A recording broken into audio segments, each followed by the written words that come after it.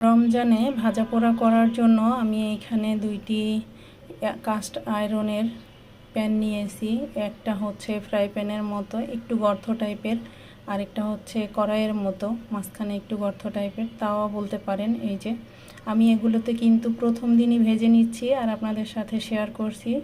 Market থেকে নিয়ে এসে এটা আমি গরম পানি ফুটিয়ে নিয়েছি, প্রায় আধা ঘন্টার মতো পানিটা ফেলে দিয়েছি, বেশ পানি দিয়ে তারপরে অল্প আঁচে ফুটিয়ে নিয়ে তারপরে এই যে ভেজে নিচ্ছি। দেখুন একটুও কিন্তু লেগে যায়নি। অনলাইনের একটির দামে কিন্তু আমি এখানে দুইটা পেয়েছি।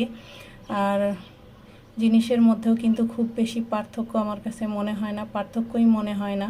কারণ হচ্ছে আমি অনেক আগে থেকেই এই লোহার জিনিস ব্যবহার করি। আমার একটি কড়াই আছে, তো কড়াইটির মধ্যেও ভাজতে যেমন আরাম, এই দুইটার মধ্যেও ভাজতে আরাম। বিশেষ করে আমি এইটা নিয়ে এসেছি ডিম ভাজার জন্য।